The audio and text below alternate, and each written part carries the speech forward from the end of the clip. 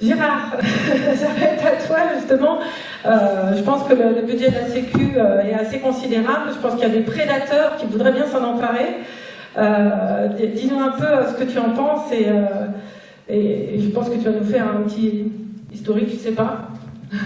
Je sais pas encore comment je vais rentrer dans mon sujet. Je voulais dire que j'étais moi aussi un fonctionnaire d'un service public. Présenté généralement comme un petit service public, c'est celui du contrôle de l'inspection du travail. J'ai été 30 ans inspecteur du travail et ça consistait à vérifier que les salariés étaient bien traités. C'est la Convention 81 de l'OIT. Nous sommes là pour alerter les gouvernements en place du sort qui est fait aux salariés. Et ils oublient souvent notre indépendance, ils oublient souvent notre rôle, mais entre autres vérifier les institutions représentatives du personnel, le fait que le droit du travail est respecté, que les conventions collectives le sont également, et entre autres que les salariés sont déclarés et payent des cotisations sociales. J'ai trouvé mon biais pour y arriver.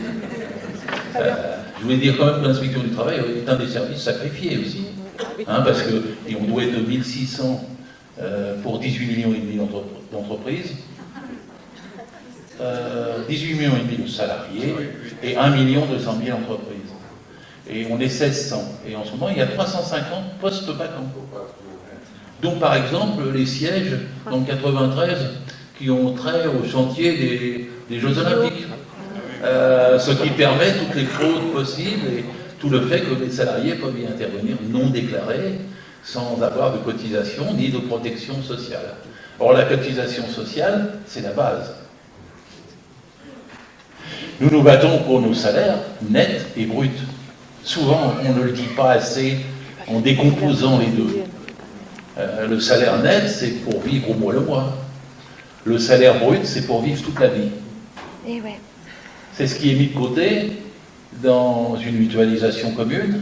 Une part du salaire est redistribuée à chacun selon ses besoins, en cas de maladie, en cas normalement d'enfants et d'allocations familiales, mais ça c'est le passé, en cas de chômage, ça commence à être le passé, en cas d'accident du travail, ce qu'ils veulent aussi supprimer, et quand on est en retraite. Les cotisations en retraite, vous le savez comme moi, c'est beau. C'est ni un impôt, ni une épargne, la retraite. Moi qui suis en retraite, vous travaillez, je vous aime. Parce que c'est grâce à vous qu'en temps réel, ma retraite est versée. Et c'est ce versement-là, entre générations et entre salariés, qui est décisif. Il l'est aussi pour la sécurité sociale. Moi, je suis natif de 1945. C'est vrai qu'elle est née à ce moment-là, la sécurité sociale, à peu près en même temps que moi.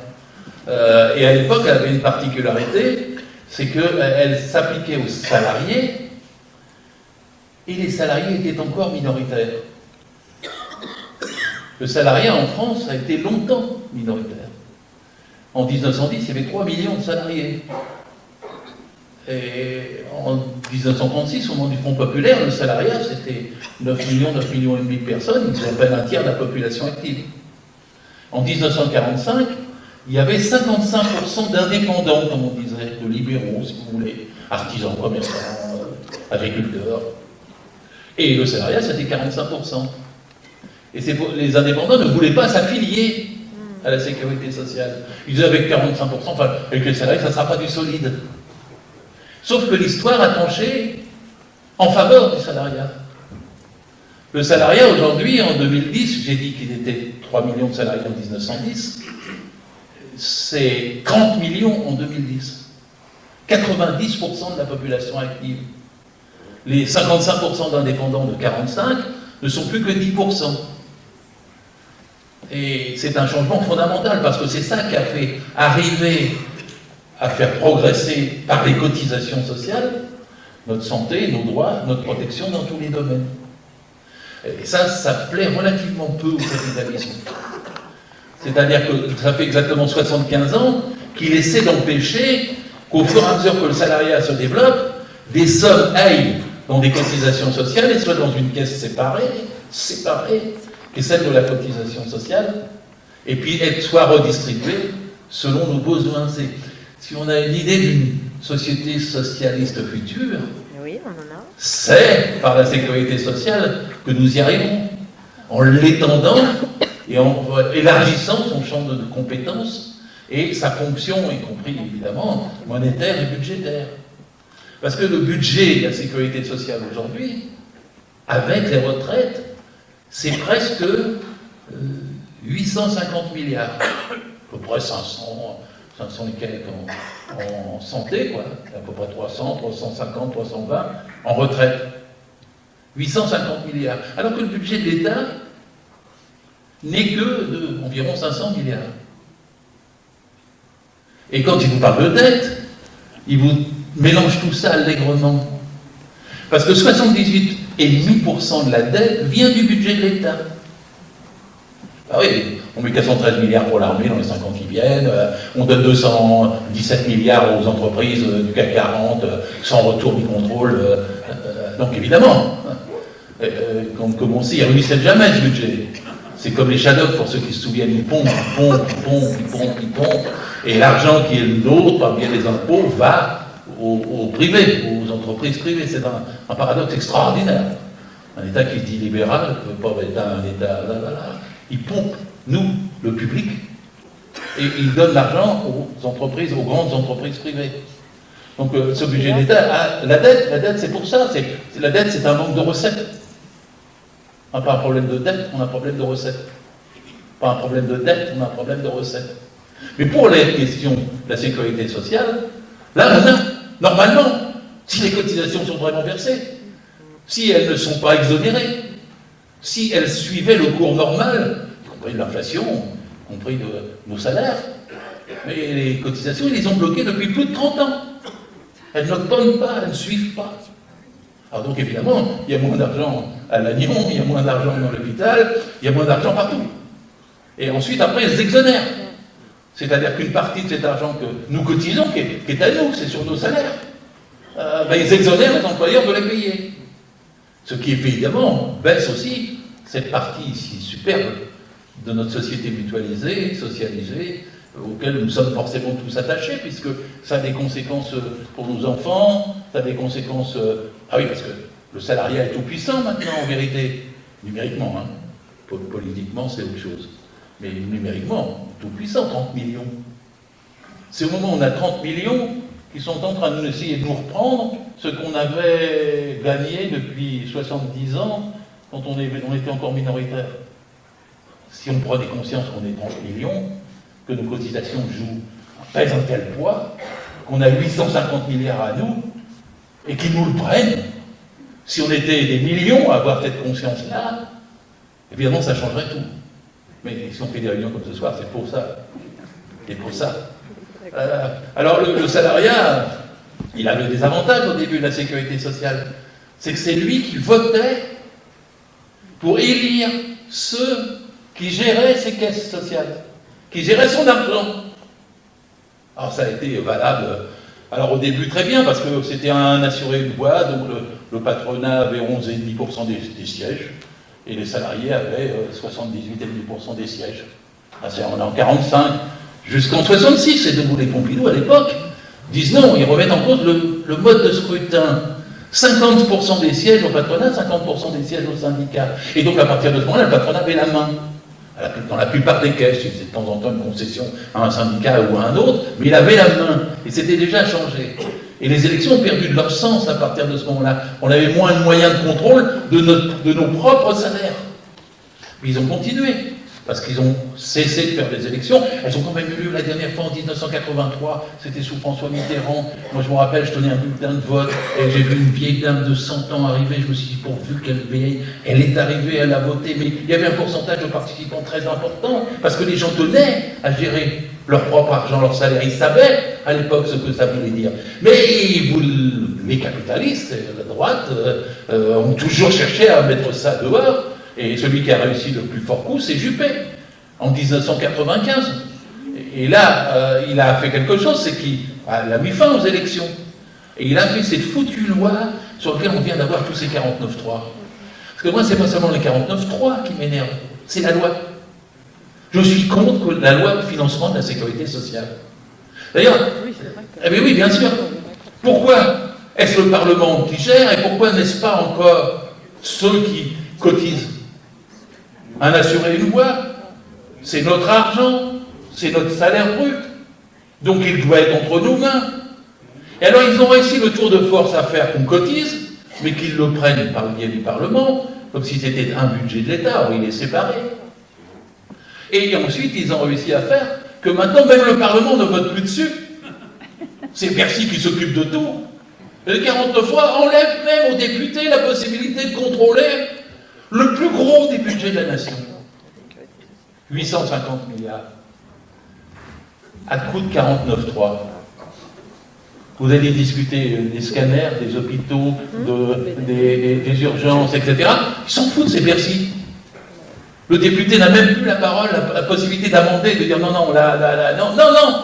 Le 49.3 est le summum du hold-up fait sur les cotisations sociales que nous versons.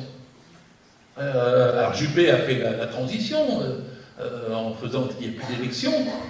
Il avait même une sinistre à l'époque dans une petite phrase en novembre 1995, pour ceux qui s'en souviennent, de dire ça fait 30 ans qu'on aurait dû faire ça.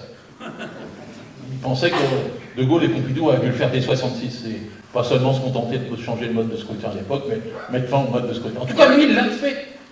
Et depuis, c'est presque devenu, malheureusement, dans le langage courant, la LFSS, abat la LFSS. Abat la LFSS. Retour à des élections aux caisses de sécurité sociale. Un assuré, une voix. Ces notions, on les contrôle. C'est à nous. Et on doit élire ceux qui gèrent les caisses et ils doivent nous rendre des mandats. Et les 850 milliards sont tellement... C'est pas rien, 850 milliards. C'est un budget séparé. Alors souvent, ça paraît technique aux gens, mais il y a 3 budgets en France. Il y a le budget de l'État, il y a le budget des collectivités territoriales, et puis il y a le budget de la sécurité sociale. Je l'ai dit informellement tout à l'heure, mais le budget de la sécurité sociale ne génère que 10% de la dette. Le budget des collectivités territoriales génère 11,5% de la dette. 78,5% vient du budget de l'État. Et comme ils mélangent tout, jamais ils vous présentent comme ça les choses à la télé, jamais on vous dit les 3 budgets. Ils sont séparés.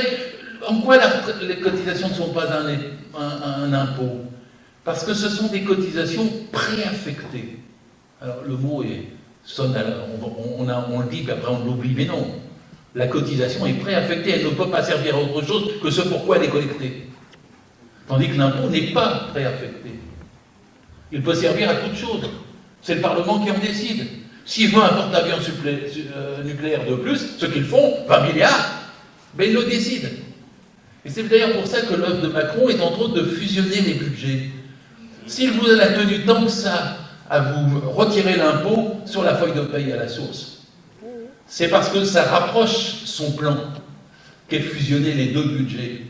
Et si vous mettez les 2 budgets dans un même tonneau, il y aura une même tireuse. Vous aurez mélangé les 2. Et ça, c'est encore plus facile de piller sur les 850 milliards pour mettre pour l'armée, pour autre chose, ou pour les entreprises, ou pour le CAC 40, ou pour les dernières start-up qui font rêver Macron la veille au soir. Et donc, ils pilleront le budget séparé. Le budget séparé, c'est le principe de la sécurité sociale. Ça touche parfois, j'ose pas trop le dire, mais c'est que quand on disait on est un bas de laine, on a quelque chose à part qui est à nous. Pour quand on va être vieux, quand on va être malade, quand on va... Voilà. Et c'est ça qu'ils votent. C'est ça qu'ils veulent placer. C'est décisif, ça n'apparaît pas suffisamment derrière tout ce qui se met en place. Moi, on dit parfois que Macron est une girouette. Moi, j'ai jamais dit ça. Ce gars-là est un libertarien. Il ne se présente pas aussi follement que l'Argentin. Mais sur le fond, dans son livre il s'est fait lire au début avec un livre qui s'appelait Révolution. Personne ne l'a lu, mais... Si, moi. On est 2 à cette tribune. Je peux vous en parler. On est 2 à cette tribune. Mais il disait qu'il voulait un salariat sans statut, qu'il voulait une société sans statut, et qu'il voulait supprimer les cotisations sociales. On ne mettra pas le salariat. Et c'est pour ça qu'il a des Uber, des Deliveroo, pour revenir à une situation des auto-entrepreneurs. Et maintenant, d'ailleurs, il y a 2 400 000 auto-entrepreneurs. Vous avez vu cette séquence géniale, elle devrait être projetée tout le temps.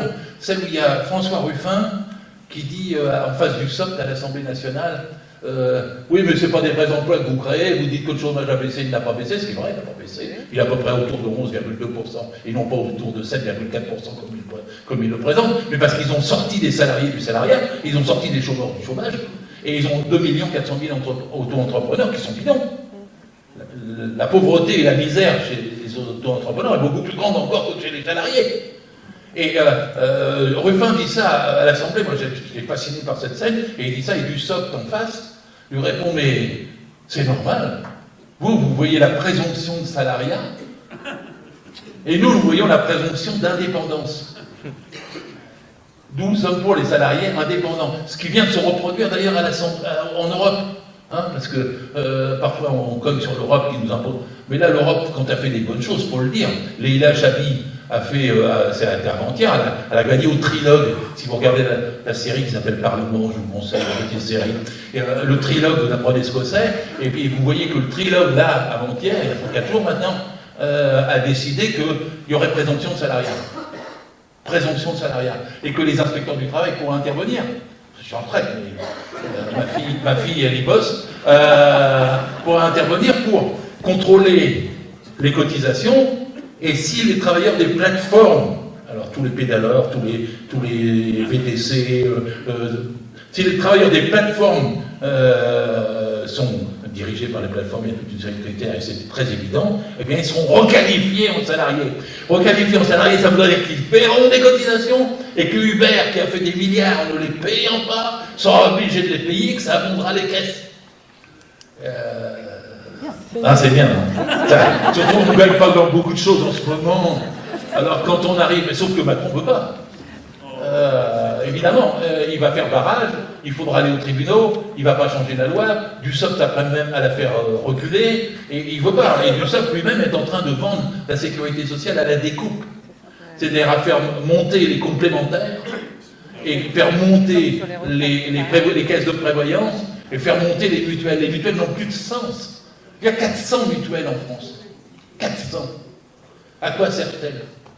À faire des pubs à la télé sur le thème Las Palais et Chevalier sont vachement mieux que les autres, ou à mettre le budget des mutuelles, ils n'ont pas l'autorisation de faire un but lucratif, mais ils donnent quand même à leur conseil d'administration des salaires à 15 000, 20 000, 30 000 euros, et ils dégagent de l'argent. Et ça finance des cliniques. Et ça, bien sûr, ça finance le PIB, bien sûr. Et donc les mutuelles en question, moi je vous dis très franchement, j'ai osé le dire à Niort, où c'est la ville des mutuelles, et j'ai dit je suis contre les complémentaires, je suis contre les mutuelles, je suis pour une seule grande sécurité sociale, avec une seule cotisation, basée sur le salaire.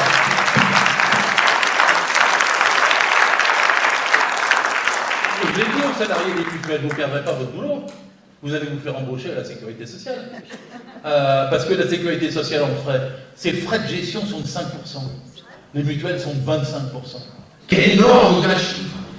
Et donc avoir une grande sécurité sociale, gérée démocratiquement, basée sur les cotisations, et avec un contrôle, ce que nous mettons de côté, mais vous vous rendez compte, on n'aura pas de problème dans nos hôpitaux. Vous vous rendez compte, on n'aura pas de problème de santé. Oui, les retraites vont être payées à 60 ans.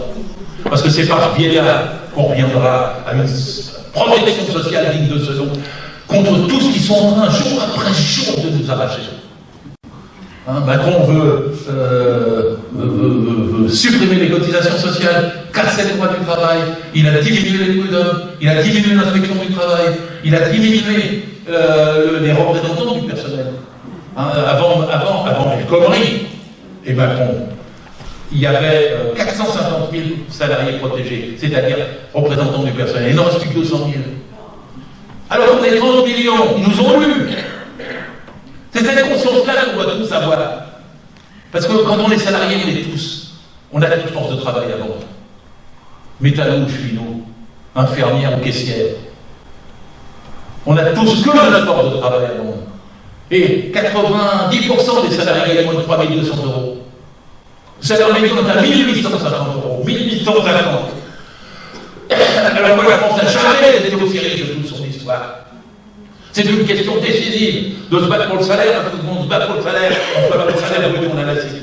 C'est une question décisive de remettre en cause les 49.3 et la FSS. C'est une question décisive de voir le monde au travers de l'extension de la sécurité sociale et non pas de sa privatisation. La seule force à nous tous et toutes dans cette salle, c'est ce qu'on est en train de dire en commun.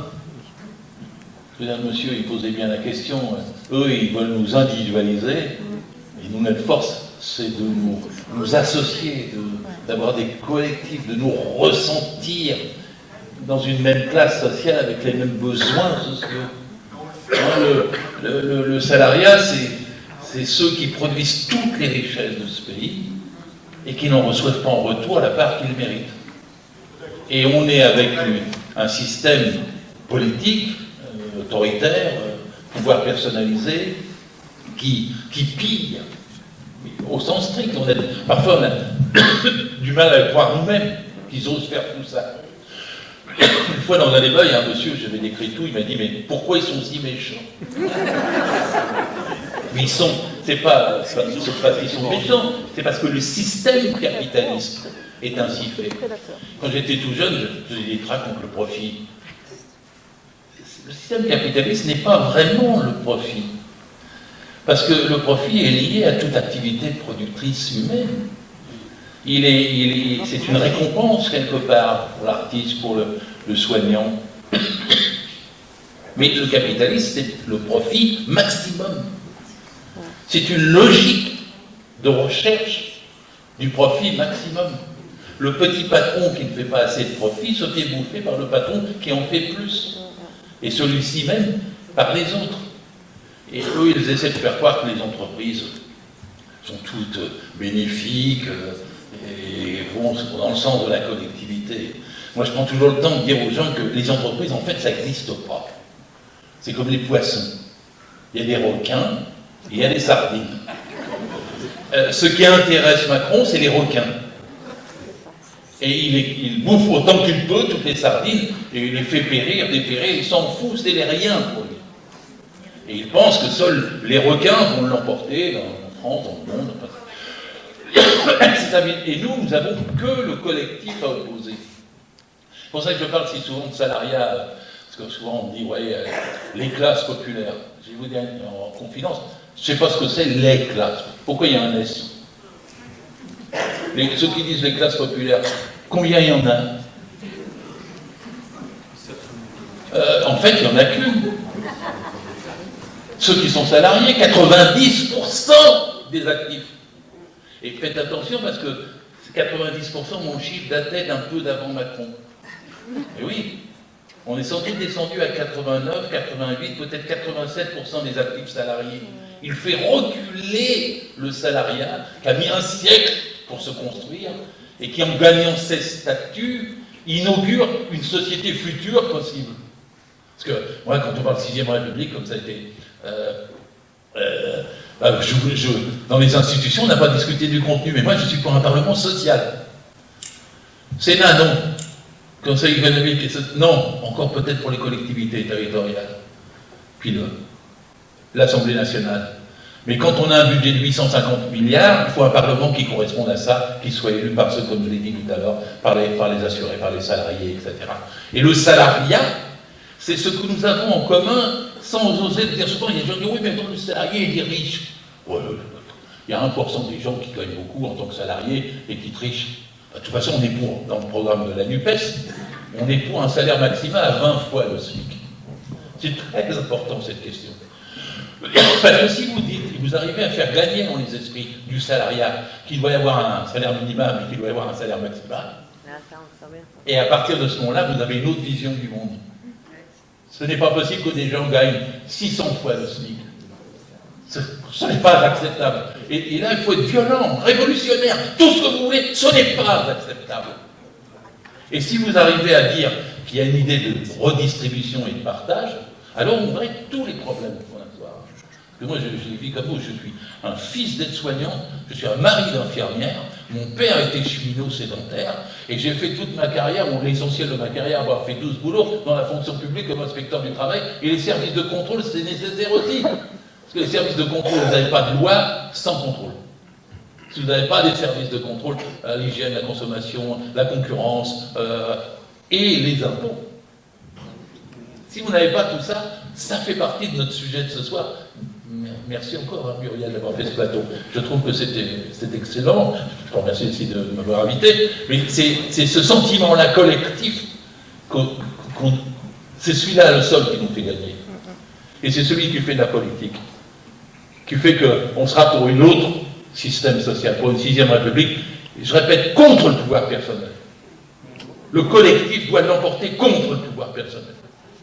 La démocratie doit l'emporter contre le pouvoir personnel. Et cette démocratie-là, c'est celle qui permet à chaque service de fonctionner. Dans le temps, on disait en autogestion, je m'en fous de ce terme, mais de fonctionner. C'est-à-dire à chaque niveau, small is beautiful. Hein, quand on est dans une petite unité, on fonctionne. Puis toutes les communes, toutes les unités, tout ça, c'est ça qui fait une société démocratique collective, horizontalement, qui s'écoute, qui vit mieux, qui s'intègre, qui s'échange, qui ne rejette personne. Parce que bon, là, le truc des immigrés, ça commence à bien faire quand même. C'est la 7e ou 8e préoccupation des Français. Donc on nous dit, oui, mais ils viennent, ils vont baisser les salaires. Mais qu'est-ce qui décide des salaires? C'est le patron. C'est jamais un immigré qui a décidé de faire baisser le salaire de quelqu'un. C'est le patron qui s'en sert, c'est au patron qu'il faut s'en prendre, pas à l'immigré.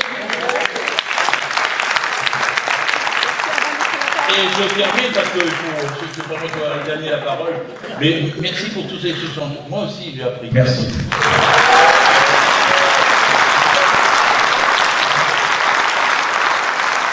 Merci.